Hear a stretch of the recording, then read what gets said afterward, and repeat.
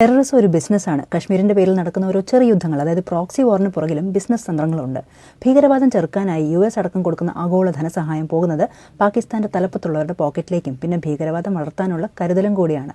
കാരണം പാകിസ്ഥാന്റെ തന്നെ മിലിറ്ററി ഇന്റലിജൻസ് ആയ ISI തന്നെ പോറ്റി വളർത്തുന്ന സോ കോൾ സ്വാതന്ത്ര്യ സമര സേനാനികളാണ് LTTE പോലുള്ള ചില തീവ്രവാദി സംഘടനകൾ. അവർ ഈ ഫണ്ട് ഉപയോഗിച്ച് ഒരു ഡബിൾ ഗെയിം, ചിലരെ വളർത്തും, ചിലരെ ഉപയോഗിക്കും. പണവും തൊഴിലുമില്ലാത്ത യുവജനങ്ങളെ പണവും കൊടുത്ത് ഈ ഐഡിയോളജി പഠിപ്പിച്ച് കൂടുതൽ ടെററിസ്റ്റ് ജോബ് റിക്രൂട്ട്മെന്റ്സും നടക്കും. ഫേക്ക് കറൻസി, ഹവാല ഇടപാട്, മയക്കുമരുന്ന് കച്ചവടം എല്ലാം ഭീകരവാദത്തിന്റെ ഫണ്ടായി മാറുന്നു.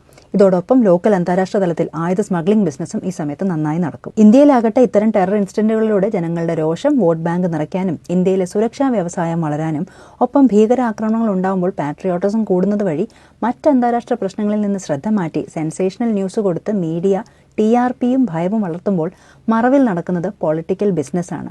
അല്ലെങ്കിലും എന്താണ് യുദ്ധം? 83 കോടിയുടെ എയർക്രാഫ്റ്റിൽ 83 ലക്ഷത്തിന്റെ ബോംബ് 800 രൂപ പോലും ദിവസച്ചെലവിനില്ലാത്തവനെ കൊല്ലുന്നതല്ലേ.